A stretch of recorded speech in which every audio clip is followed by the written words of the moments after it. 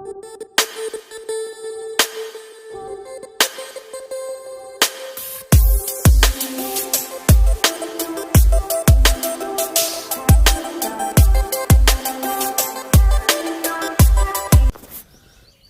Everyone. तो अब हम बात करेंगे risk analysis in capital budgeting. बहुत ही ईजी टॉपिक है, बहुत ईजी है, आराम से मार्क्स गेन कर सकते हो। सर आपने हर चैप्टर के अंदर कहा है कि ये तो बहुत ईजी है, बहुत ईजी है, ऐसा करते करते एफएम कंप्लीट होने का ही है। तो सारे टॉपिक ईजी है, बस ये है कि अगर आप उनको किस तरीके से ट्रीट करते हो उसी हिसाब से होगा। अगर आप उसे ईजी ट्रीट करोगे तो वो ईजी रहेंगे, अगर आप उसे मान के चलोगे कि हार्ड चैप्टर है तो उस केस के अंदर वो हार्ड हो जाएगा। तो कि एक्चुअल में अपनी क्या होती है मेंटलिटी, अपना माइंड इस तरीके से काम करता है। सपोज अपन 20 क्वेश्चन करें, उसमें से 19 हो जाए और एक क्वेश्चन नहीं हो, तो हम फोकस जो उस क्वेश्चन पे करते हैं कि यार ये क्वेश्चन नहीं हुआ, और हम कॉन्फिडेंस लूज कर देते हैं। जबकि हमें एक्चुअल के अंदर करना क्या चाहिए कि 19 क्वेश्चन हुए उसको कॉन्सेंट्रेट करके हमें कहना चाहिए कि हाँ अपना 19 क्वेश्चन हो रहे हैं, मतलब हम साउंड पोजिशन में, हम बढ़िया पोजिशन में। ठीक, तो बात करते हैं risk analysis in capital budgeting. देखो कैपिटल बजटिंग में रिस्क एनालिसिस का मतलब क्या है। जैसे अपन ने इन्वेस्टमेंट डिसीजन के अंदर कहा कि भाई ये कैश इनफ्लो होंगे और ये चीज़ें हैं जो उसके अपन ने प्रेजेंट वैल्यू वगैरह कैलकुलेट किया, ARR कैलकुलेट की। लेकिन बिजनेस जो है वो क्या होता है, अनसर्टेनिटी का नाम है कि भाई हो सकता है कि कैश फ्लो इससे ज़्यादा भी हो जाए, हो सकता है इससे कैश फ्लो कम भी हो जाए। जैसे कोई एक इनोवेटिव प्रोजेक्ट है, मतलब फर्स्ट टाइम कोई प्रोजेक्ट है, जैसे ओला उबेर वगैरह जब ये पहली बार आए थे, तो उस केस के अंदर हो सकता था कि ये हिट हो जाए और जो उन्होंने कैश फ्लो एक्सपेक्ट किए थे उनसे बहुत ज़्यादा हो जाए, और हो सकता है कि उन्होंने जो एक्सपेक्ट किए थे उससे बहुत कम भी हो जाए। और एक हो सकता है कि रेगुलर बिजनेस है जो हर कोई करता आ रहा है, तो उस केस के अंदर कैश फ्लो जो होगा वो क्या होगा, उसमें सर्टेनिटी ज़्यादा होगी। समझ पा रहे हो बात। तो अब ये जो है रिस्क वाला फैक्टर है, इसको किस तरीके से एनालिसिस करें। वहाँ तो हम क्या कर रहे हैं इन्वेस्टमेंट डिसीजन के अंदर, तो हमने क्या किया, सीधा सिर्फ कैश फ्लो को देखा। यहाँ हम उसकी रिस्क पे बात करेंगे कि भाई जो कैश फ्लो हमने एक्सपेक्ट किया उससे ज़्यादा भी हो सकते हैं, कम भी हो सकते हैं। तो उसमें रिस्क रहेगी कि भाई हमने सोचा था 5 लाख आएंगे, हो सकता है कि उसमें 2 लाख है, या हो सकता है कि 8 लाख है। तो इस जो रिस्क वाले फैक्टर है उसको हम किस तरीके से कंसिडर करें। रिटर्न वाला फैक्टर तो हम इन्वेस्टमेंट डिसीजन में कंसिडर कर चुके हैं, अब यहाँ हम रिस्क वाले फैक्टर को कंसिडर करेंगे। तो उसके लिए अलग अलग टेक्निक है, बहुत ईजी टॉपिक है, बस थोड़ा सा ध्यान से समझिएगा। सबसे पहला जो है स्टैटिकल टेक्निक्स, जो स्टेट्स के अंदर यूज होती है वो वाली टेक्निक जो है वो यहाँ पर यूज करेंगे हम रिस्क एनालिसिस के लिए। जिसमें पहला है प्रोबेबिलिटी मतलब होने के चांसेज और न होने के चांसेज। तो उस केस के अंदर क्या होगा, कोई दिक्कत वाली बात नहीं होगी, कैश फ्लो दे रखे होंगे और उनकी प्रोबेबिलिटी दे रखी होगी कि भाई 50,000 उसके चांसेस 10% है, 10,000 उसके चांसेस 80% है, और 30,000 उसके चांसेस ये है। तो अपने को क्या करना है, expected return multiply by probability करके अपने को नेट एक्सपेक्टेड रिजल्ट है जो मिल जाएगा। ठीक है। सेकंड होता है वेरिएंस और स्टैंडर्ड डेविएशन।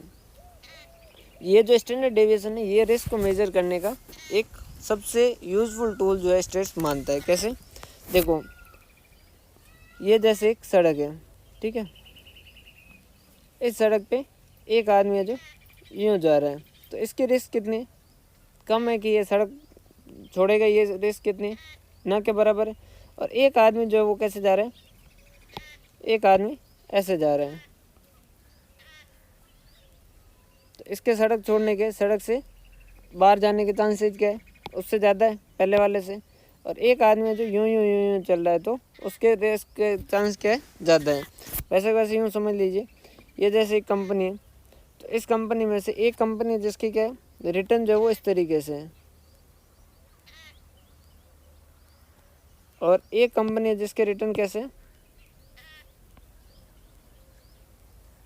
इस तरीके से, और एक कंपनी है जिसके रिटर्न कैसे है, इस तरीके से। तो फर्स्ट वाले केस के अंदर देखो रिस्क जो है वो क्या है, मिनिमम है क्योंकि यहाँ पर कांस्टेंट चल रहा है। सेकंड वाले में रिस्क थोड़ी ज़्यादा है क्योंकि ऊपर नीचे ज़्यादा हो रहा है। थर्ड वाले में रिस्क और ज़्यादा है क्योंकि वहाँ पर और ज़्यादा मूवमेंट हो रहा है। तो इसको मेजर करने के लिए हम किस टूल का यूज़ करते हैं, स्टेट्स कौन से टूल का यूज़ करते हैं, स्टैंडर्ड डेविएशन या वेरिएंस। तो स्टैंडर्ड डेविएशन क्या कहता है कि एक आपका क्या होगा, मीन होगा, एक क्या होगा आपका मीन होगा। मीन मतलब एवरेज होगा, उस एवरेज से कितना ऊपर और कितना नीचे जा सकता है वो क्या कहलाएगा, स्टैंडर्ड डेविएशन। हमने कहा जैसे उन्होंने कहा सपोज आपका एक्सपेक्टेड रिटर्न या एक्सपेक्टेड रिटर्न का जो मीन है वो है 12% है, ठीक है। और आपका स्टैंडर्ड डेविएशन जो है वो कितना है, 3% है। इसका मतलब क्या हुआ, ये 12% से 3% ऊपर भी जा सकता है, मतलब कितना हो सकता है, 15% तक का रिटर्न हो सकता है, और 3% नीचे तक भी जा सकता है। 12 में से 3 के 9%। हमने कहा 9 से नीचे कभी भी नहीं जाएगा, तो उसने कहा कि नहीं, 99% जो चांस है वो यहीं पर कवर हो जाएंगे, 15 से 9 के बीच में होगा ये स्टैंडर्ड डेविएशन। हमने कहा अच्छा, इसका मतलब जैसे अगर किसी का एक्सपेक्टेड रिटर्न जो है वो 15% है और स्टैंडर्ड डेविएशन जो है वो 6% है, मतलब उसका रिटर्न हो सकता है कि 21% हो जाए और हो सकता है कि 9% हो जाए, मतलब 21 और 9% के बीच में होगा। उन्होंने कहा हाँ सही समझो, समझ पा रहे हो। तो ये क्या होता है, स्टैंडर्ड डेविएशन होता है। कैसे कैलकुलेट किया जाता है, P D X square. P D X square कैसे होता है, P into X minus X bar का होल स्क्वायर, ठीक है। इनका क्या, सिग्मा। ये तो क्या कहलाता है, इसको क्या कहते हैं, वेरिएंस। अब यहाँ पर समझिएगा, वेरिएंस जो है वो क्या है, sigma P X minus X bar का स्क्वायर, ठीक है। और अगर यहीं पर स्टैंडर्ड डेविएशन कैलकुलेट करना है तो इसको क्या करना होगा, अंडर रूट करना होगा, P X minus X bar का होल स्क्वायर, ठीक है। मतलब कहने का ये है कि स्टैंडर्ड डेविएशन का स्क्वायर जो होता है वो क्या कहलाता है, उसको क्या कहते हैं, वेरिएंस कहलाते हैं। आगे आएगा तब अपन इसको और अच्छे से समझें। फिर उसके बाद में एक आता है coefficient of variance. Coefficient of variance क्या होता है, जैसे दो प्रोजेक्ट है ए और बी, इसका जो रिटर्न है वो 25,000 है और इसका 30,000 है, ठीक है। और वेरिएंस जो है वो इसका 3,000 और इसका 4,000। तो यहाँ पर देखो, सॉरी एक बार पहले यहाँ कर देते हैं, पहले यहाँ कर देते हैं 4,000 और यहाँ 3,000। तो इस केस के अंदर देखो, रिटर्न किसका ज़्यादा है, बी का, तो हम क्या करेंगे, बी को सेलेक्ट करेंगे। रिस्क के केस में रिस्क जिसकी कम हो उसको सेलेक्ट करेंगे, तो रिस्क किसकी कम है, बी की कम है, तो बी को सेलेक्ट करेंगे। कोई प्रॉब्लम वाली बात है क्या, नहीं। लेकिन सपोज इसका जस्ट ऑपोजिट होता, जस्ट ऑपोजिट कैसे, कि भाई यहाँ 3,000 होता और यहाँ 4,000 होता, तो उस केस के अंदर क्या कहते हैं, रिटर्न के हिसाब से किसको सेलेक्ट करते हैं, बी के हिसाब से। रिस्क के हिसाब से किसको सेलेक्ट करते, ए को, क्योंकि ए में रिस्क कम है। तो फिर हम किसको सेलेक्ट करें, तो उसके लिए क्या होता है, कोएफिशिएंट ऑफ वेरिएंस। फिर उसके लिए क्या आता है, कोएफिशिएंट ऑफ वेरिएंस। और वो कैसे कैलकुलेट करते हैं, coefficient of variance. Coefficient of variance का मतलब क्या होता है, 1 रुपये के रिटर्न के लिए कितने रिस्क। हम क्या कहेंगे, 1 रुपये के रिटर्न के लिए कितने रिस्क। मतलब हम ए की बात करें, क्योंकि 25,000 रुपीज़ के लिए हम रिस्क कितने की लेते हैं, 3,000 की। तो एक के लिए कितने की लेंगे, 3,000 डिवाइडेड बाई 25,000। मतलब हमने क्या किया, रिस्क डिवाइडेड बाय रिटर्न, ठीक है। तो ये ए का हो गया। वैसे वैसे बी का क्या कर देंगे, 4,000 डिवाइडेड बाय 30,000, ठीक है। तो कोएफिशिएंट ऑफ वेरिएंस जो है वो क्या, कम हो उतना ज़्यादा फायदे का या ज़्यादा हो उतना ज़्यादा फायदे का। ये क्या है, रिस्क है, 1 रुपये के रिटर्न के लिए रिस्क, तो रिस्क जितनी कम हो उतना फायदे का। समझ पा रहे हो बात। तो इस तरीके से हम क्या करते हैं, कोएफिशिएंट ऑफ वेरिएंस जो है वो कैलकुलेट करते हैं। क्लियर है। ये 3 है स्टैटिस्टिकल टूल्स, मतलब कि स्टेट्स के हिसाब से जो यहाँ पर यूज किए जाने वाले मेथड है वो। फिर 2 है कन्वेंशनल टेक्निक्स, जिसमें एक रिस्क एडजस्टेड और एक सर्टेनिटी इक्विवेलेंट।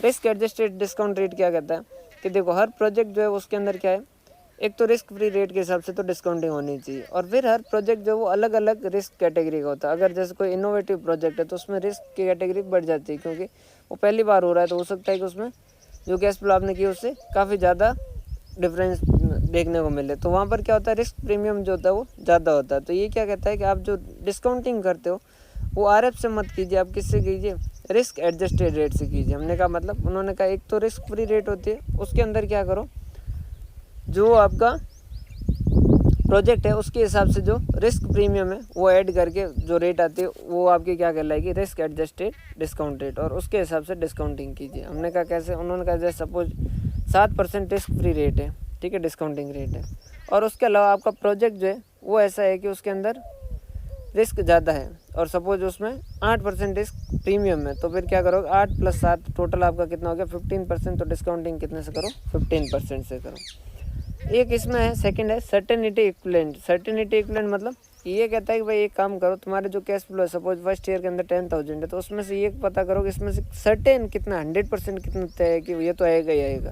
हमने कहा इसमें से 6,000 तो आएगा ही आएगा, तो इन्होंने कहा सिर्फ 6,000 को ही कंसिडर करो। तो हमने कहा कि फिर डिस्काउंटिंग किस रेट से करें, तो इन्होंने कहा कि क्योंकि आप कैश फ्लो जो है वो सिर्फ आप सर्टेन वाला ही ले रहे हो, तो डिस्काउंटिंग सिर्फ रिस्क फ्री रेट से ही करना है, रिस्क एडजस्ट रेट से नहीं करना। फिर दो अदर टेक्निक है सेंसिटिविटी एनालिसिस और सिनेरियो एनालिसिस। थोड़ा सा ध्यान समझिएगा क्या है। सेंसिटिविटी एनालिसिस क्या कहता है कि हर फैक्टर जो है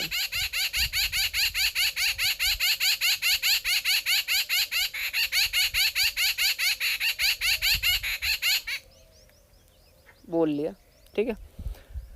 हाँ, सेंसिटिविटी एनालिसिस क्या है कि हर फैक्टर की आप सेंसिटिविटी चेक करो। सेंसिटिविटी कैसे, जैसे कि आपका भाई जैसे प्रोजेक्ट का आपने एनपीवी कैलकुलेट किया, तो आपने क्या किया इनपुट चाहिए, ठीक है, हर साल का कैश फ्लो चाहिए, प्रोजेक्ट की लाइफ चाहिए, ठीक है, और फिर उसके बाद में हर साल का कैश फ्लो चाहिए। हर चीज़ की सेंसिटिविटी पता करो। हमने कहा हर चीज़ की सेंसिटिविटी कैसे कि आप पता करो कि अगर इनपुट सपोज 10% ज़्यादा लग जाए तो क्या आपकी प्रोजेक्ट की सिचुएशन क्या होगी।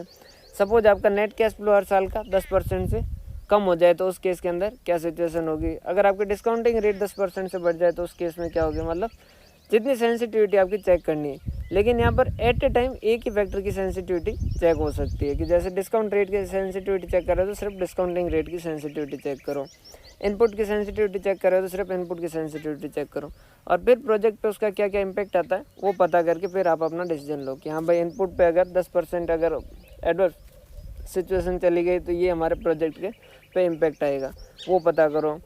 और डिस्काउंटिंग रेट अगर 10% एडवर्स चली गई मतलब बढ़ गई तो उस केस में हमारे प्रोजेक्ट की एनपीवी ये हो जाएगी, प्रोजेक्ट की हालत ये हो जाएगी। वो सारी चीज़ें कैलकुलेट करके फिर डिसाइड करो। और इसी में एक और है सिनेरियो एनालिसिस, जो क्या करता है एक फैक्टर नहीं बहुत सारे फैक्टर। ये कहता है कि भाई जैसे ये प्रोजेक्ट है, इस प्रोजेक्ट में इतनी कॉस्ट लगेगी और इतना इतना इनफ्लो होगा।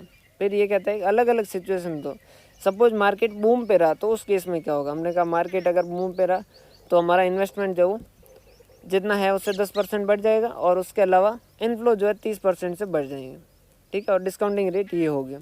तो उसके हिसाब से वो सिचुएशन के हिसाब से हमने प्रोजेक्ट की एनपीवी कैलकुलेट कर ली। अगर मॉडरेट रहा, ना बूम है ना दबा हुआ मार्केट है, ना उछाल वाला मार्केट है, बीच वाला मार्केट है, मतलब नॉर्मल मॉडरेट मार्केट है, तो उस केस के अंदर उस सिचुएशन के अंदर क्या आउटफ्लो क्या इनफ्लो और क्या प्रेजेंट वैल्यू होगी उसके हिसाब से प्रेजेंट वैल्यू कैलकुलेट कीजिए। और अगर डाउन में जाने वाला है मार्केट जो है वो रिसेशन में जाने वाला है तो उस केस के अंदर क्या सिचुएशन रहेगी और उसके हिसाब से अगर बात करें तो एनपीवी क्या होगी। तो अलग अलग सिनेरियो में अलग अलग कंडीशन के अंदर आपके प्रोजेक्ट की हालत क्या होगी, उन सारों को क्या करो कंसिडर करो। अब यहाँ पर क्या बहुत सारे फैक्टर चेंज कर सकते हो एक साथ में। जैसे बूम वाली सिचुएशन होगी तो वहाँ पर आपको पता है कि भाई जैसे बूम होगा तो वहाँ पर क्या होगी कॉस्ट ऑफ कैपिटल भी क्या हो जाएगी इंक्रीज हो जाएगी, ठीक है, और उसके अलावा आपके रिटर्न जो है वो भी ज़्यादा हो जाएंगे, इनपुट भी आपका क्या हो जाएगा ज़्यादा हो जाएगा। वहीं पर रिसेशन है तो वहाँ पर कॉस्ट ऑफ कैपिटल कम हो जाएगी क्योंकि लोग पैसा उधार लेंगे ही नहीं, ठीक है, वहाँ पर आपके रिटर्न जो है वो भी कम हो जाएंगे, इन्वेस्टमेंट है जो वो भी थोड़ा आपको कम करना पड़ेगा, ठीक है। तो वो सारी सिचुएशन आप कंसिडर करके फिर करोगे। मॉडरेट वाली में अलग अलग सिचुएशन। तो सिनेरियो एनालिसिस के अंदर बहुत सारे फैक्टर को एक साथ में चेंज करके हम देखते हैं और सेंसिटिविटी में सिर्फ एक टाइम में एक ही फैक्टर को हम चेंज करके देखते हैं। ये तो इसका कॉन्सेप्ट, और बाकी इसके क्वेश्चन देखोगे तो बहुत ईजी, और इस चैप्टर से आपके मार्क्स नहीं कटने चाहिए क्योंकि इसके क्वेश्चन बहुत ईजी आते हैं। क्योंकि एक्चुअल में क्या था पहले सीए फाइनल में था, वहाँ अभी भी इसके अंदर 2-3 मेथड और है जो शुरुआत में लगाए थे इसमें थे इंक्लूड, लेकिन फिर हट गए। जैसे डिसीजन ट्री हो गया, सिमुलेशन हो गया, वो सारे थे, वो थोड़े डिफिकल्ट थे लेकिन वो हट गए। अभी ये चैप्टर बहुत प्लेन और बहुत ही ईजी चैप्टर बचा है, तो आप इसमें आराम से मार्क्स जो है वो गेन कर सकते हो। कहते हैं इसके इलस्ट्रेशन 1 पे ये देखो, possible net cash flow for project A and project B at the end of first year and their probability are given below. इस तरीके से दे रखी है। डिस्काउंट रेट जो 10% है for both the project, initial investment 10,000 है। From the following information calculate the expected present value for each project, state which project is to be preferable, ठीक है। तो यहाँ पर देखो 8,000 आएंगे ठीक है, जिसके चांस कितने 10%, 8,000 आएंगे, इसके चांसेज कितने 10%, तो 0.10, तो ये कितना हो गया 8,000 रुपये। 10,000 आएंगे उसके 0.20, तो ये इसके कितने हो गए 8,000 के 10% मतलब 800 रुपये। 10,000 के 20% मतलब 2,000 रुपये, ठीक है। 12,000 के 40% मतलब कि 12 चौक 36, 3,600 रुपये। और 14,000 के 20% मतलब कि 14,000 के 20% मतलब 0.2, कितना हो गया 2,800 रुपये। 16,000 के 10% मतलब 1,600 रुपये। तो एक्सपेक्टेड आपका कितना हो गया 1,600 प्लस 2,800 प्लस 3,600 प्लस 2,000 प्लस 800, कितना हो गया 10,800, ठीक है। कॉस्ट ऑफ कैपिटल दे रखा है क्या, डिस्काउंटिंग रेट जो है 10%, तो 10,200 का फिर हम क्या 12,000 आ रहा है क्या, एक सेकेंड, 800 प्लस 2,000 प्लस 12 चौक 48, सॉरी 12 चौक 48, 12 चौक 48, 4,800, तो 800 प्लस 2,000 प्लस 4,800 प्लस 2,800 प्लस 1,600, ये हो गया 12,000। तो इसकी प्रेजेंट वैल्यू कितनी, सॉरी इसकी एक्सपेक्टेड वैल्यू कितनी है, एक्सपेक्टेड वैल्यू कितनी 12,000। बस इस 12,000 की प्रेजेंट वैल्यू कैलकुलेट कर दो, तो आपकी कितनी हो जाएगी 12,000 इंटू डिवाइडेड बाई 0.1.1, तो ये कितना हो गया 1.1, तो ये हो गया 10,990 माइनस 10,000 इसका इनिशियल इन्वेस्टमेंट, तो 908 इसकी क्या हो जाएगी एक्सपेक्टेड रिटर्न हो जाएगा। वैसे इसकी भी जो एक्सपेक्टेड है मल्टीप्लाई बाय प्रोबेबिलिटी कर देंगे, मल्टीप्लाई बाय प्रोबेबिलिटी। वैसे फाउंडेशन में आपने प्रोबेबिलिटी पढ़ रखा है, ठीक है, तो इसका आने के चांसेस कितने आएंगे 16,000 आएंगे। 16,000 की प्रेजेंट वैल्यू माइनस 10,000, तो 4,544, क्योंकि यहाँ इसकी एक्सपेक्टेड प्रेजेंट वैल्यू ज़्यादा है तो हम क्या करेंगे बी को सेलेक्ट कर देंगे। ये तो था एक ही साल का कैश फ्लो था, ईयर 1 का ही कैश फ्लो था। अगर ईयर बहुत सारे ईयर का कैश फ्लो, तो उस केस के अंदर क्या करेंगे, तो कोई दिक्कत वाली बात नहीं। पहले साल देखो 2,000 आएंगे, उसके चांसेज कितने 10%, 4,000 आएंगे उसके 20%, 6,000 आएंगे उसके 30% और 8,000 आएंगे उसके 4%। मतलब हमें क्या करना होगा प्रोबेबिलिटी इंटू एक्सपेक्टेड को मल्टीप्लाई करना होगा। तो 2,000 इंटू 0.1 मतलब 200, 4,000 इंटू 0.2 800, 6,000 इंटू 0.3 1,800, 8,000 मल्टीप्लाई बाई 0.4 3,200, तो ये कितना हो गया 3,200 प्लस 1,800 प्लस 800 प्लस 200, कितना हो गया 6,000। 2,000 into 0.2 4,000 into 0.3 1,200, 6,000 into 0.4 2,400, 8,000 into 0.1 800, 800 plus 2,400 plus 1,200 plus 400 4,800, 2,000 into 0.3 600, 4,000 into 0.4 1,600, 6,000 into 0.2 1,200, 8,000 into 0.1 800, कितना हो गया 800 प्लस 1,200 प्लस 1,600 प्लस 600, तो कितना हो गया 4,200। इसकी क्या कर दो प्रेजेंट वैल्यू। तो देखो ईयर 1 पे कितना मिलेगा 6,000 मिलेगा, डिवाइडेड बाय रेट क्या है 10%, डिस्काउंट रेट 10%, तो 1.10। फिर सेकेंड ईयर में 4,800, इसकी प्रेजेंट वैल्यू क्या हो जाएगी डिवाइडेड बाय 1.1 की पावर 2, और थर्ड ईयर में 4,200 मिलेंगे 1.1 की पावर 3, ये आ जाएगी present value of cash inflow. उसमें से present value of cash outflow minus कर दो तो आपको ये समझ आ जाएगा। क्लियर। ये चैप्टर आप अगर आपने इन्वेस्टमेंट डिसीजन नहीं किया और सीधा यहाँ करने आए हो तो फिर मज़े करो, तो ये आपसे नहीं होगा, क्योंकि इसके अंदर सिर्फ जो है रिस्क है जो वो कंसिडर करेंगे, बाकी मेन जो इन्वेस्टमेंट वाला कॉन्सेप्ट है वो तो कंटिन्यू रहेगा ही रहेगा। और वहाँ पर इन्वेस्टमेंट वाले कॉन्सेप्ट में हमने तय किया था कि सबसे बेस्ट जो वो कौन सा है एनपीवी है, तो यहाँ हम एनपीवी को ही प्रेफर करेंगे। Calculate variance and standard deviation on the basis of following information. अब यहाँ पर ये जो है ये क्वेश्चन अलग तरीके से कैलकुलेट करता है वेरिएंस और अपन अलग तरीके से कैलकुलेट करें। वो कैसे, देखो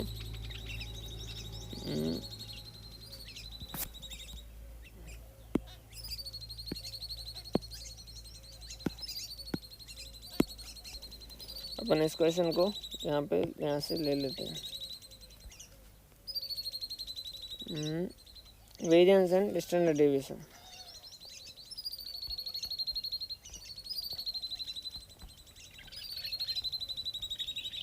अरे यार आया ही नहीं। चलो ठीक है सॉरी, कोई बात नहीं आया। अपन कर लेते हैं।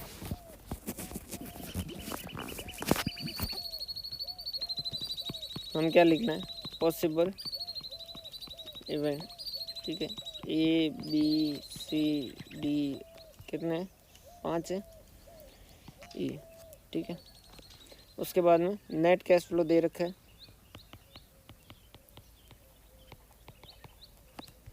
नेट कैश फ्लो 8, 10, 12, 14, 16, 8,000, 10,000, 12,000, 12, 14 और 16। फिर क्या कर दोगे, प्रोबेबिलिटी लिख दोगे। प्रोबेबिलिटी 10, 20, 40, 20, 10, 10, 20, 40, 20 और 10, यही है ना। इसे क्या कहते हैं, एक्स कहते हैं, ठीक है। फिर क्या कहेंगे, P multiply by x, P x calculate करेंगे। तो ये 10% मतलब 0.10 ये सारा। तो 8,000 इंटू 0.1 कितना हो गया, 800। 10,000 से 2,000 और 12,000 इंटू 0.4, 12,000 इंटू 0.4 कितना हो गया, 800। 14,000 मल्टीप्लाई बाई 0.2 ये कितना हो गया, 2800 और 16,000 इंटू 0.10 कितना हो गया, 1,600। इसे हम क्या कहते हैं, एक्स बार। इसे हम क्या कहते हैं, एक्स बार। भाई ये क्या किया, मीन कैलकुलेट किया, यही कर रहे हैं, समझ पा रहे हो। पी एक्स जो है वो क्या होता है, उसका समेशन ऑफ पी एक्स जो है वो क्या है, एक्स बार है। कितना हो गया, 800 प्लस 2,000 प्लस 4,800 प्लस 2,800 प्लस 1,600, ये कितना हो गया, 12,000। फिर क्या करोगे, डी एक्स कैलकुलेट करोगे। डी एक्स कैसे कैलकुलेट करोगे, एक्स माइनस एक्स बार, ये क्या होता है, एक्स माइनस एक्स बार, जो कैसे कैलकुलेट होता है, 8,000 माइनस 12,000 मतलब माइनस का 4,000, ठीक है।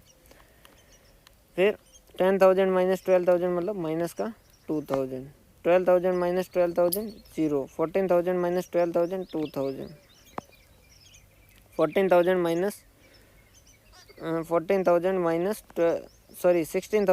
12,000 4,000, ठीक है। फिर क्या कैलकुलेट करना है, पी डी एक्स स्क्वायर, मतलब क्या हुआ, probability multiply by D x multiply by D x. तो क्या कर दोगे, 4,000 मल्टीप्लाई बाय 4,000 मल्टीप्लाई बाय 0.1, तो ये कितना आ गया,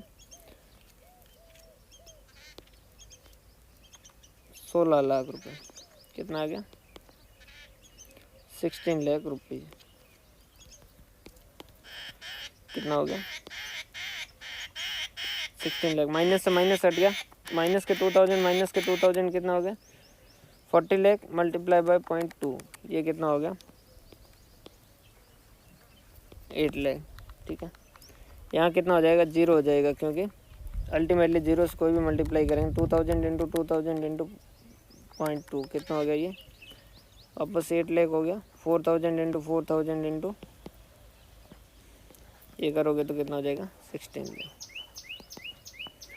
तो ये जो है ये क्या कहलाते हैं, वेरिएंस। इनका टोटल जो है वो क्या कहलाता है, समेशन ऑफ वेरिएंस, या इसे summation of P D X square जो है वो कितना हो गया, 16 प्लस 8 प्लस 8 प्लस 16 कितना हो गया, 48 लाख, ठीक है।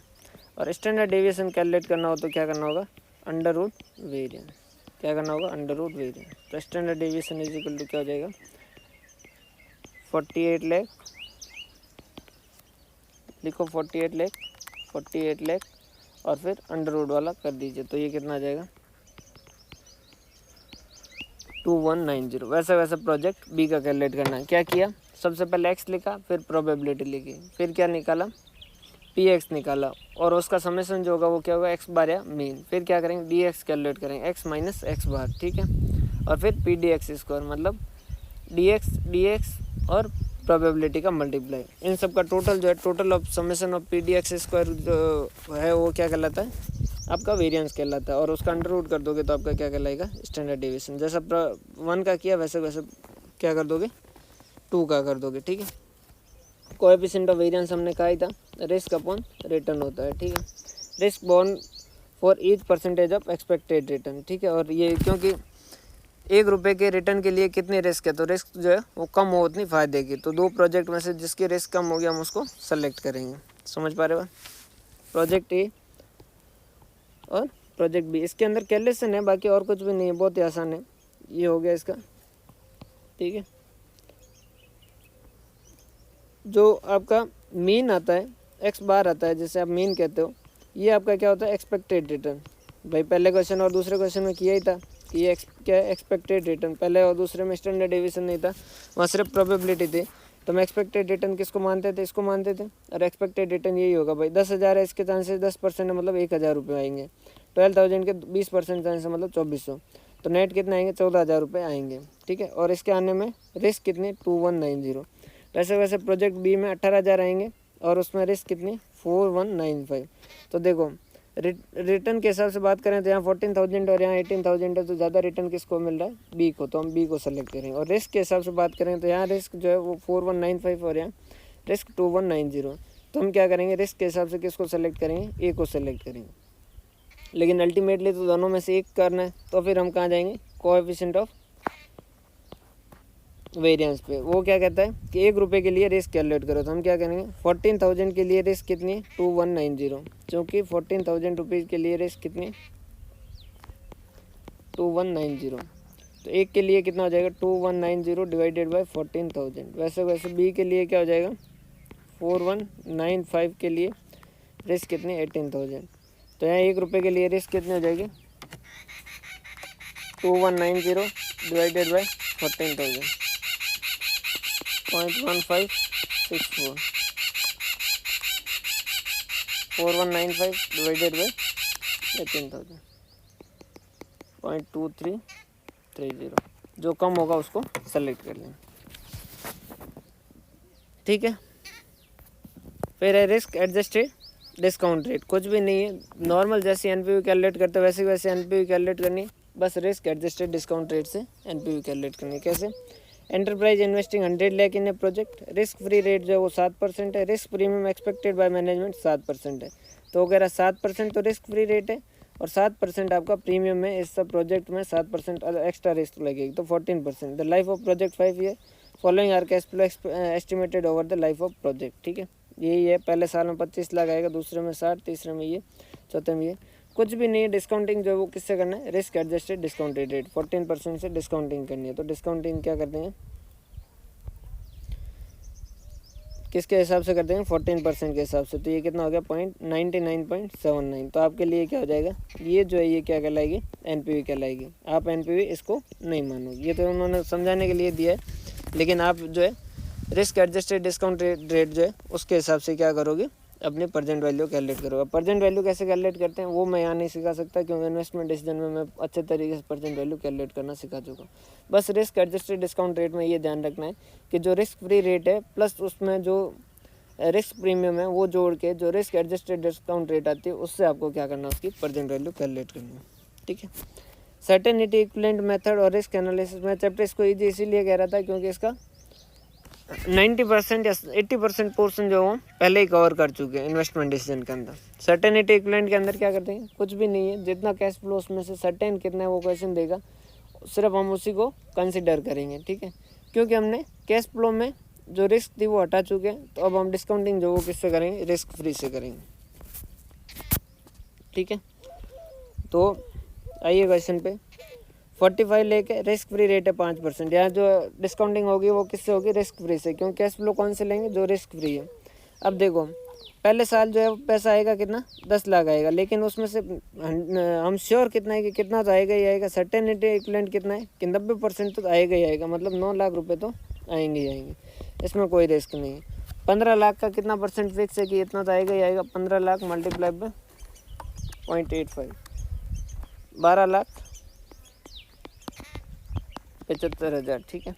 20 लाख मल्टीप्लाई बाय 0.82 कितना 16,40,000। 25 लाख मल्टीप्लाई बाय 0.78 19,50,000। और फिर इसकी क्या कर दोगे, RF से जो रिस्क फ्री रेट है उससे क्या कर दोगे, डिस्काउंटिंग कर दोगे। इन्वेस्टमेंट डिसीजन चैप्टर नहीं पढ़ रखा है तो वो जरूर पढ़िए। बाकी इसका कॉन्सेप्ट क्या है, देखो एक तो रिस्क एडजस्टेड वाला, तो उसमें रिस्क एडजस्टेड डिस्काउंट रेट से डिस्काउंटिंग करेंगे। और यहाँ पर कैश फ्लो में क्या कर देंगे, सिर्फ सर्टेन जो कैश फ्लो उसी को कंसिडर करके रिस्क फ्री से क्या कर देंगे, डिस्काउंटिंग कर देंगे। 1.05 से डिस्काउंटिंग कर देंगे, ठीक है। अब ये जो दो है ये क्वेश्चन थोड़े इनके ध्यान से पढ़िएगा। डिस्काउंट ये सेंसिटिविटी और सिनेरियो एनालिसिस। देखो सेंसिटिविटी एनालिसिस का क्वेश्चन, इसमें एक एक फैक्टर को चेंज करेंगे। इनिशियल कॉस्ट है 400 करोड़, एनुअल यूनिट सेल है जो 5 करोड़ है, सेलिंग प्राइस 100 रुपीज़ है, वेरिएबल कॉस्ट 50 है, फिक्स्ड कॉस्ट पर एनम है 50 करोड़ है और डिस्काउंट रेट है जो 6% है। तो देखो उसके बाद में calculate the NPV of project, compute the impact of the project NPV at 2.5% adverse variance in each variable, which variable have maximum effect, consider life of project is 3 year. 3 साल के प्रोजेक्ट की लाइफ माननी है, ठीक है। Discount rate है जो 6% है। तो देखो मैं आंसर से, यार इसमें अब जगह नहीं है इस वजह से मुझे आंसर से दिखाना पड़ेगा, ठीक है। 100 है, ये 50 हो गया, कॉन्ट्रीब्यूशन पर यूनिट 50 हो गया और नंबर ऑफ यूनिट है जो 5 करोड़। तो total contribution 250 crore, fix cost 50 crore और उसमें से नेट कैश फ्लो है जो 200 करोड़, ठीक है। Calculation of net cash flow जो है वो 0 ईयर के अंदर कितना 400, डिस्काउंटिंग 1 के हिसाब से उसके तो डिस्काउंटेड रेट यही होगी 200 200 200 और ये इसके डिस्काउंटिंग के हिसाब से ये कैलकुलेट किया। ये यहाँ तक तो उन्होंने पुराना ही समझा, इसके अंदर कोई नई बात है नहीं, ठीक है। तो अब यहाँ पर समझिएगा, देखो सेल प्राइस कितनी है 100 है, 100 है, ठीक है। वेरिएबल कॉस्ट पर यूनिट कितना है 50 है, ठीक है। कंट्रीब्यूशन कितना है 50 है, नंबर ऑफ यूनिट सोल्ड कितना है 5 करोड़ है, ठीक है। और उसके हिसाब से टोटल कंट्रीब्यूशन आता है, उसमें से लेस क्या करते हैं, फिक्स कॉस्ट लेस करते हैं, फिर क्या आ जाता है नेट कैश फ्लो आ जाता है, ठीक है। और फिर नेट कैश फ्लो को हम क्या कर देते हैं, उसकी जो net cash flow per annum है उसको हम क्या कर देते हैं, डिस्काउंटिंग कर देते हैं, उसमें से इनिशियल कैश फ्लो लेस कर देते हैं, फिर हमारी एनपीवी आ जाती है। क्लियर है, ये तो हमने बेस जो हमारा था वो वैसा कैलकुलेट किया। अब सेंसिटिविटी एनालिसिस क्या है वो समझिएगा। सेंसिटिविटी एनालिसिस में हम क्या करेंगे, हर एक बार में एक किसी भी कंपोनेंट को हम क्या करेंगे, चेंज करेंगे। जैसे पहले उसने क्या किया, इनिशियल कैश फ्लो को उसने क्या किया, वो कितने परसेंट से बढ़ाना है 2.5% से एडवर्स, मतलब अभी कितना है 400 है। इनिशियल कैश फ्लो बढ़ेगा तो नुकसान या कम होगा तो नुकसान, सर इनिशियल कैश फ्लो तो बढ़ेगा तो नुकसान। तो 400 प्लस 2.5% मतलब कि इनिशियल कैश फ्लो 400 की जगह अब कितना कर दो, 400 प्लस 2.5% कितना 410 रुपये। बाकी सारा सेम वैसा वैसा रखो। बाकी ये 100 यूनिट के हिसाब से सेल प्राइस, ये 50 वेरिएबल कॉस्ट, 50 का कॉन्ट्रीब्यूशन, 5 करोड़ यूनिट सोल्ड की, ठीक है। तो टोटल कंट्रीब्यूशन 5 × 50 250 करोड़, उसमें फिक्स कॉस्ट 50 गई, तो बाकी बचे नेट कैश फ्लो 200 और 200 का 3 सालों का प्रेजेंट वैल्यू 200 × 2.673, उसकी ये प्रेजेंट वैल्यू आ गई। उसमें से ये इनिशियल कैश फ्लो हटा दिया तो ये आपका क्या हो गया, नेट कैश फ्लो आ गया। क्लियर है, एक एक का अलग अलग करेंगे। फिर सेलिंग प्राइस जो वो क्या किया, उसमें एडवर्स इफेक्ट पता किया। तो सेलिंग प्राइस जो है वो कितनी अभी 100 है, उसमें से 2.5% कम कर देंगे, सब में बराबर बराबर करके देखना पड़ेगा। तो अब सेलिंग प्राइस कितनी हो जाएगी 97.5, वेरिएबल कॉस्ट कितनी 50, कंट्रीब्यूशन कितना 47.5, ठीक है। कितनी यूनिट है 5 करोड़ यूनिट, तो कितना हो जाएगा 5 × 1 यूनिट पे 47.5, तो टोटल कितना 237.5 करोड़ जो है टोटल कंट्रीब्यूशन। उसमें से फिक्स कॉस्ट कितनी चली जाएगी 50 चली जाएगी, तो हर साल का नेट कैश फ्लो कितना आएगा 187.5 करोड़, जिसकी प्रेजेंट वैल्यू एन्युटी फैक्टर कितना है 2.673। ये कैसे आया 1 डिवाइडेड बाय 1.1, 1 2 3 और जीटी करोगे तो कितने, सॉरी 6%, 1.06 के हिसाब से 1 डिवाइडेड बाय 1.06, 1 2 3 जीटी, तो 2.673 आता है, ठीक है। तो ये इसके हिसाब से इसकी present value of cash inflow आ गया। उसमें से वापस अब इनिशियल कैश फ्लो को वापस सेम कर देंगे जो जैसा पुराना था 400। फिर उसके बाद में नेक्स्ट के अंदर क्या किया उसने, वेरिएबल कॉस्ट को चेंज करके देखा। तो वेरिएबल कॉस्ट अभी कितनी है 50 है और 2.5% इंक्रीज होगा तो तकलीफ होगी या डिक्रीज होगा तो इंक्रीज होगा। तो 50 की जगह कितना हो जाएगा 50 + 2.5% कितना 51.25। सेल कितने पे, अब बाकी वापस कंपोनेंट है जो भाई जैसे एक कंपोनेंट को चेंज करेंगे बाकी वाले सारे वापस सेम रखेंगे। तो 100 सेल प्राइस वेरिएबल कॉस्ट जो है वो 51.25। तो बाकी बचा कंट्रीब्यूशन कितना 48.75। फिर 5 करोड़ यूनिट, फिर उसके हिसाब से ये टोटल कंट्रीब्यूशन, उसमें से ये फिक्स कॉस्ट और ये नेट कैश फ्लो पर है ना, ठीक है। और ये आपका उसका प्रेजेंट वैल्यू, उसमें से ये 400 का इनिशियल हटा दिया और ये आ गया। क्लियर है एनपीवी। फिर फिक्स कॉस्ट जो है वो यूनिट फिक्स कॉस्ट है जो है वो 5%। तो फिक्स कॉस्ट तो वैसे ही टोटल के अंदर है। अब फिक्स कॉस्ट 50 थी, अब बढ़ेगी तो तकलीफ या कम होगी तो तकलीफ, सर बढ़ेगी तो तकलीफ। तो 50 + 2.5% एडवर्स सिचुएशन कितनी हो सकती है कि 51.25 हो जाए। तो कैश ये प्रेजेंट टोटल कंट्रीब्यूशन, ठीक है, उसमें से ये हट जाएगा, ये नेट कैश फ्लो आ जाएगा और ये इसकी डिस्काउंटिंग और ये 400 इसमें से निकाल देंगे, ठीक है। फिर उसके बाद में यूनिट सोल्ड जो है उसमें अगर 2.5% से एडवर्स हो जाए, मतलब कि यूनिट कम सोल हो, तो पहले 5 करोड़ हो रहे थे तो अब उसमें से 5 - 2.5% कितना 4.875 करोड़ से दो। तो उस केस के अंदर क्या एनपीवी रहेगी। तो ये सारों की एनपीवी कैलकुलेट कर दी कि पहले 134.60 थी, यहाँ 124.60 हो जाएगी, मतलब कि कितना परसेंट कम हो जाएगी 134.60 माइनस 124.6 10 कम होगी डिवाइडेड बाय 134.60, मतलब कितना कम होगा 7.43%। अगर ये हो जाता है तो सेकंड वाले केस के अंदर 101.19 माइनस 134.60 कितना कम हो रहा है 33.41 डिवाइडेड बाय 134.60 कितना कम हो रहा है 24.82%। वैसे वैसे थर्ड का निकाला, फोर्थ का निकाला और फिफ्थ का। तो ये सेंसिटिविटी इस वाले पार्ट के अंदर। और ये किसका सेलिंग प्राइस की, अगर सेलिंग प्राइस 2.5% से कम हो गई तो सबसे ज़्यादा तकलीफ होगी। क्लियर। तो कुछ भी नहीं, आपने क्या किया, एक बेस जो है वो बनाया, उसके हिसाब से आपने एनपीवी कैलकुलेट की। फिर आपने हर एक कंपोनेंट में जो क्वेश्चन कहता है उतना उसकी सेंसिटिविटी चेक कर ली कि भाई अगर सबकी 2.5% है तो सबकी 2.5% जो है वो एडवर्स सिचुएशन है की, और उसके हिसाब से आपके ने एनपीवी कैलकुलेट कर दी और फिर इम्पैक्ट पता कर दिया। तो ये हर एक की सेंसिटिविटी पता चल गई कि जैसे पहला जो है वो किसका इनिशियल, तो आपने कहा इनिशियल की सेंसिटिविटी कितनी 7.43%, मतलब कि अगर इनिशियल में 2.5% का इम्पैक्ट दोगे तो नेट कैश फ्लो 7.43% से कम हो जाएगा। सेकंड जो है सेलिंग प्राइस की 24.82%, मतलब अगर आप सेलिंग प्राइस में 2.5% की कमी करते हो तो उस केस के अंदर आपकी एनपीवी जो 24.82% से कम हो जाएगी। थर्ड जो है वो वेरिएबल कॉस्ट की, तो कि वेरिएबल कॉस्ट अगर 2.5% से बढ़ जाएगी तो उस केस के अंदर आपकी एनपीवी जो 12.41 से कम हो जाएगी, % से कम हो जाएगी, ठीक है। इलस्ट्रेशन 8 ये है सिनेरियो एनालिसिस। सिनेरियो एनालिसिस में क्या होगा, एक नई सिचुएशन नहीं होगी, बहुत सारी सिचुएशन, अलग अलग सिचुएशन में क्या क्या कैश फ्लो होंगे वो सारी बातें करेगा। तो XYZ limited is considering A project A with initial outflow 14 lakh, possible 3 cash flow जो है वो इस तरीके से।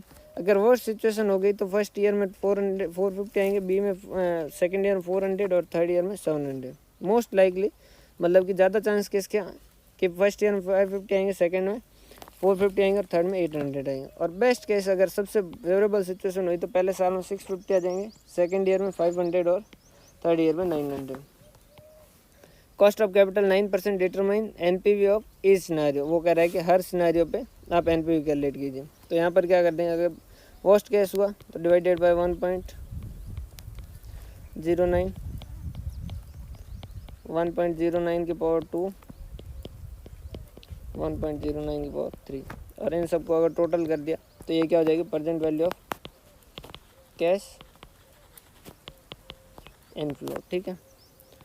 यहाँ क्या हो जाएगा, अगर मोस्ट लाइकली में हुआ तो 550 डिवाइडेड बाय 1.09, यहाँ कितना हो जाएगा सेकेंड ईयर पे है तो 450 डिवाइडेड बाय 1.09 की पावर 2। सर कुछ भी नहीं है, तो पहले जैसे ही कर रहे हैं वैसे ही कर रहे हैं क्या, एनपीवी वगैरह सारा वैसे ही कैलकुलेट कर रहे हैं। हाँ भाई सेम, समझ पा रहे हो, सेम एनपीवी वगैरह वही कैलकुलेट करें, अलग अलग सिचुएशन। और अगर बेस्ट केस हो गया तो आपका कितना हो जाएगा 1 डिवाइडेड बाय 0.09, 1 डिवाइडेड बाय 0.09 की पावर 2, 1 डिवाइडेड बाय 0.09 की पावर 3, ठीक है। तो ये आपको बेस्ट केस हुआ, सॉरी वर्स्ट केस हुआ तो एनपीवी हो जाएगी -110.15, अगर मोस्ट लाइकली में 100.85, और अगर बेस्ट केस हो गया सबसे बढ़िया वाली सिचुएशन रही मार्केट की तो हम 311.85 का NPV कमा लें। If XYZ limited is certain about most likely result but uncertain about the third year cash flow, तब आपको एनालिसिस करना है कि what will be the NPV expected most worst scenario in third year. वो कह रहा है कि भाई हम फर्स्ट ईयर और सेकंड ईयर में तो सर्टेन है कि कितना आएगा, मोस्ट लाइकली वाला आएगा, मतलब पहले साल के एंड पे कितना आएगा 550, सेकंड ईयर पे कितना आएगा 450, लेकिन हम थर्ड ईयर पे श्योर नहीं है। और थर्ड ईयर पे हम क्या करना चाहते हैं, expecting worst case in third year, third के ईयर के अंदर वर्स्ट से वर्स्ट केस माने, तो थर्ड ईयर वर्स्ट से वर्स्ट केस माने तो भी कितना आएगा 700। तो वो कह रहा है कि आपको क्या करनी है, NPV कैलकुलेट करनी है। तो क्या करते हैं, डिवाइडेड बाय 1.09 डिवाइड बाय 1.09 के पावर 2 डिवाइड बाय 1.09 के पावर 3, ठीक है। इस तरीके से इसकी NPV कैलकुलेट। सर बहुत इजी है, और मैं यही तो कह रहा था कि ये बहुत इजी है, ठीक है। Shivam limited considering two mutually exclusive, mutually exclusive मतलब अगर एक को सेलेक्ट कर दिया तो एक को आपको रिजेक्ट करना पड़ेगा। Project A and B, project A cost 36,000, project B cost 30,000, you are given below the net present value probability distribution for each project. ये दे रखा प्रोजेक्ट ए का, प्रोजेक्ट बी का, compute expected net present value of project A and project B. तो 15,000 into 0.2 कर देंगे, multiply by 0.2, इसका multiply by 0.2, इसका मल्टीप्लाई बाय 2, तो एक्सपेक्टेड रिटर्न आ जाएगा ये, इसका इनका मल्टीप्लाई करके ये एक्सपेक्टेड रिटर्न आ जाएगा। Compute the risk associated with each project standard deviation for each probability distribution. क्या कर दोगे, PD(x², P कैसे दे रखी है, DX कैसे कैलकुलेट करोगे, तो उसके लिए पहले क्या करना पड़ेगा, X बार कैलकुलेट करना पड़ेगा, जो X बार आपने फर्स्ट वाले के लिए कैलकुलेट कर ही चुके हो। DX के लिए क्या करोगे, X माइनस X बार कर दोगे और फिर PD(x²) कर दोगे। क्वेश्चन क्या सेम वैसा वैसा। इसके अंदर अगर आपने प्रोसेस समझ लिया और उसको एक साइड में लिख दिया, तो फिर इस क्वेश्चन के जो इस चैप्टर के जो क्वेश्चन आएंगे ना, वो आपके लिए फ्री बोनस होगा, 101% बोनस होगा। कंप्यूट प्रोबेबिलिटी इंडेक्स, ओ सर प्रोबेबिलिटी इंडेक्स तो आपने यहाँ बताया नहीं, इन्वेस्टमेंट डिसीजन बताया था ना भाई, present value of cash inflow divided by present value of cash outflow. Identify which project do you recommend state with the reason, तो कोएफिशिएंट ऑफ वेरिएंस निकाल देंगे, जिसका कम आएगा उसको सेलेक्ट करके बता दें। Illustration 10, from the following detail relating to a project, analyze the sensitivity of the project and change in the initial project cost, annual cash flow and cost of capital. वो कह रहा है कि एक तो इनिशियल प्रोजेक्ट कॉस्ट में change करके देखना, एनुअल कैश फ्लो में चेंज करके देखना, और कॉस्ट ऑफ कैपिटल में चेंज करके देखना। मतलब cost of capital, adverse situation क्या होगी जब कॉस्ट ऑफ कैपिटल बढ़ जाए, 10% की जगह कितना देखना सेंसिटिविटी, उसके हिसाब से देखिए। तो ये initial project cost, annual cash flow, project life और cost of capital. Identify which of the 3 project factor the project is most sensitive if the variable is adversely affected by 10%, कि हर में 10% चेंज करना है। तो प्रोजेक्ट कॉस्ट में 10% change कर देंगे, मतलब कितना हो जाएगा, 1 करोड़ 20 लाख की जगह 1 करोड़ 20 लाख प्लस 10%, मतलब 1 करोड़ 32 लाख। सेकंड के अंदर क्या करना है, एनुअल कैश फ्लो को चेंज करना है। तो 45,000 की जगह इनफ्लो है तो कम होगा तो तकलीफ होगी, तो -10%। तो सेकंड वाले में क्या कर देंगे, ये कितना कर देंगे 40,500। और थर्ड वाले में क्या है, एंड कॉस्ट ऑफ कैपिटल, तो 10% कॉस्ट ऑफ कैपिटल की जगह कितना हो जाएगा, 11 हो जाएगा। तो बाकी तो सारा सेम ही रहेगा। इसमें फर्स्ट वाले में 45,000 4 और 10%, यहाँ 120,000 4 और 10, यहाँ 120,000 45,000 4 और ये, तो यहाँ पर इसके हिसाब से NPV, इसके हिसाब से NPV, इसके हिसाब से NPV, और आपको पता चल जाएगा कि कौन है जो सबसे ज़्यादा मोस्ट सेंसिटिव है, ठीक है। तो भाई आपने देख लिया कि सबसे पहले प्रोबेबिलिटी पढ़ा, ठीक है, फिर स्टैंडर्ड डेविएशन पढ़ा, फिर कोएफिशिएंट पढ़ा। प्रोबेबिलिटी में कुछ भी नहीं, expected return multiply by probability, तो x बार आ जाता है, जैसे हम मीन भी कहते हैं। उसके हिसाब से हम क्या करेंगे, कैश प्रेजेंट वैल्यू जो कैलकुलेट करेंगे। अब 1 साल का भी हो सकता है, 3 साल का भी हो सकता है, 10 साल का भी हो सकता है, कितने साल का भी हो। 1 साल का है तब तो आसान है कि 1 साल का ही क्या करना है, x बार कैलकुलेट करना। अगर 3 साल है तो तीनों सालों का x बार कैलकुलेट करके फिर उसकी प्रेजेंट वैल्यू कैलकुलेट करना। फिर स्टैंडर्ड डेविएशन x लिखिए, फिर उसकी प्रोबेबिलिटी लिखिए, फिर आप क्या कर दीजिए, px कैलकुलेट कीजिए, उसका टोटल जो है वो क्या कहलाएगा, x बार कहलाएगा। फिर dx कैलकुलेट कीजिए जो होता है x माइनस x बार, फिर p(dx²), तो जो dx कैलकुलेट किया उसका स्क्वायर मल्टीप्लाई बाय p, और उसका टोटल जो होगा उसका क्या, उसको क्या कहेंगे, वेरिएंस कहेंगे, और अंडर रूट में कर देंगे वेरिएंस, तो उसे क्या कहेंगे, स्टैंडर्ड डेविएशन कहेंगे। स्टैंडर्ड डेविएशन जितना कम हो उतना रिस्क कम, ठीक है। फिर कोएफिशिएंट जो है वो यूज होता है रिस्क और रिटर्न दोनों का अगर साथ में, इसको बोल लेने दो 2 मिनट। फिर कोएफिशिएंट ऑफ वेरिएंस जो वो तब होता है जब एक प्रोजेक्ट है जिसकी रिस्क के हिसाब से एक प्रोजेक्ट सेलेक्ट हो रहा है और रिटर्न के हिसाब से दूसरा प्रोजेक्ट सेलेक्ट हो रहा है, तो हम उसमें कंपैरिजन के लिए कोएफिशिएंट ऑफ वेरिएंस कैलकुलेट करते हैं। कोएफिशिएंट ऑफ वेरिएंस क्या है? रिस्क फॉर 1 रुपीज़ रिटर्न, कि 1 रुपये के रिटर्न के लिए हमें कितना रिस्क लेना पड़ेगा। तो हम कैसे करते हैं? रिस्क डिवाइडेड बाय रिटर्न, मतलब standard deviation divided by expected return, ठीक है, जिसे एक्स बार कहते हैं। फिर उसके बाद में 2 और तरीका है, जिसमें से कौन सा था? एक तो क्या था? Risk adjusted discount rate method. तो जिसमें क्या करते हैं कि रिस्क फ्री रेट और उसमें रिस्क एडजस्टेड जो है रिस्क का प्रीमियम जो है उसको और ऐड कर देते हैं, तो फिर हमें रिस्क एडजस्टेड डिस्काउंट रेट आ जाती है। उसके हिसाब से हम प्रेजेंट वैल्यू कैलकुलेट करते हैं। और एक certainty cash inflow cash equivalent जो है वो वाला मेथड, तो उसमें क्या करते हैं? हर साल के जो कैश फ्लो उसमें क्या करते हैं, जितना सर्टेन वाला पोर्शन है वही कंसिडर करते हैं और उसको आरएफ के हिसाब से डिस्काउंटिंग कर देते हैं, क्योंकि कैश फ्लो में हमने रिस्क हटा दी। क्लियर? और उसके बाद में हम आए सबसे लास्ट के अंदर, जिसमें 2 था, सेंसिटिविटी और सिनेरियो। तो सेंसिटिविटी में बेस केस को हिसाब से एनपीवी कैलकुलेट कर देते हैं। फिर हर जो आपके फैक्टर उसके अंदर एडवर्स सिचुएशन लेके देख लेते हैं। फिर हम देखते हैं कि किसका इम्पैक्ट है जो सबसे ज़्यादा है, कौन है जो सबसे ज़्यादा सेंसिटिव है, कौन है जो सबसे ज़्यादा रिएक्ट करता है। सेंसिटिव का मतलब क्या होता है? रिएक्ट करना होता है। लाइफ के अंदर एक चीज़ ध्यान रखना, if you want to be happy, तो आपको जितना हो सके उतना आपको क्या करना है? अपना रिमोट कंट्रोल जो है वो अपने पास रखना है। You should keep your remote control in your hand. अगर आप अपना रिमोट कंट्रोल किसी और को दोगे तो वो आपको चलाएगा। जैसे मैंने आपको गाली दे दी और आप गुस्सा हो गए, इसका मतलब क्या है? आपको कौन चला रहा है? मैं चला रहा हूँ। मैंने आपको गाली दी और आप गुस्सा हो गए। अगर आपका रिमोट आपके कंट्रोल में होगा तो उस केस के अंदर मैं चाहे कुछ भी करूँ, मैं आपको गाली दूँ, आप खुद डिसाइड करेंगे कि आपको गुस्सा होना है या नहीं होना है। समझ आ रही बात? तो हमेशा ये ध्यान रखिएगा कि आपका रिमोट कंट्रोल आपके पास होना चाहिए। वो बीच में थोड़ा साइड में चलेगा। चलो, सेंसिटिविटी एनालिसिस क्या है कि भाई कौन कितना सेंसिटिव है, कौन कितना जो है एडवर्सली इफेक्ट करता है। तो इस तरीके से देखेंगे। और सबसे लास्ट जो था वो सिनेरियो, कि अलग अलग सिनेरियो दे रखे होंगे, उसके अंदर अलग अलग इनफ्लो आउटफ्लो वगैरह, कैश प्रोजेक्ट की लाइफ वगैरह दे रखी होगी, उनके हिसाब से एनपीवी कैलकुलेट करनी है। तो इस तरीके से आपका ये चैप्टर भी कंप्लीट होता है। अब सिर्फ और सिर्फ आपका एक चैप्टर बचा है, रेशियो एनालिसिस, जिसको हम किस तरीके से करेंगे? पहले रेशियो एनालिसिस के हम फॉर्मूले जो पढ़ के फिर छोड़ देंगे। फिर फॉर्मूले आपको याद करने होंगे। जिस दिन याद होंगे उस दिन आप कमेंट में बता दोगे, उस दिन हम उस चैप्टर के क्वेश्चन कर लेंगे। और वैसे उसके क्वेश्चन खुद भी करोगे तो कोई दिक्कत होगी नहीं। हम इसके सिर्फ फॉर्मूले पहले देखेंगे, क्योंकि इसके फॉर्मूले जब तक आप याद नहीं करोगे तब तक रेशियो एनालिसिस चैप्टर को नहीं कर सकते। ना आप कर सकते हो ना कोई और कर सकता है, क्योंकि वो चैप्टर है ही रेशियो का। तो वहाँ पर आपको रेशियो याद करने ही पड़ेंगे। हाँ, मैं ज़रूर समझा दूंगा ताकि आपको याद करने में आसानी हो जाए। तो कल हम रेशियो के चैप्टर के साथ SFM को एक बार साइड में कर देंगे और एडवांस अकाउंट को कंप्लीट करने पे लग जाएंगे। बहुत बहुत धन्यवाद। मिलते हैं नेक्स्ट लेक्चर के अंदर। और पसंद आया है तो आप शेयर कीजिए, चैनल को सब्सक्राइब कीजिए, लाइक कीजिए और बने रहिए हमारे साथ और पढ़ते रहिए। एग्ज़ाम होगा, ऐसा नहीं है कि कोरोना की वजह से एग्ज़ाम होगा नहीं, एग्ज़ाम होगा और आपको अभी से उसकी तैयारी करनी। टाइम सिर्फ आपको नहीं मिला, टाइम हर किसी को मिला है। हर कोई है जो इस टाइम को यूटिलाइज़ कर रहा है, तो आपको भी यूटिलाइज़ करना, अच्छे से यूटिलाइज़ करना और अच्छे से तैयारी करना। एंड एक चीज़ हमेशा ध्यान रखिए, सफ़र का मज़ा लीजिए तो मंजिल में भी मज़ा आएगा। अगर सफ़र का मज़ा नहीं लिया तो सफ़र में परेशान भी हो जाओगे और मंजिल में भी मज़ा नहीं आएगा।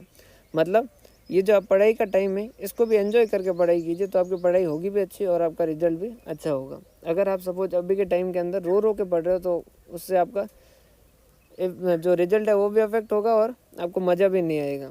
समझ आ रही बात? तो जो मंजिल का मज़ा जितना लेते हो उतना सफ़र का भी मज़ा लेंगे। बहुत बहुत धन्यवाद। मिलते हैं नेक्स्ट लेक्चर के अंदर।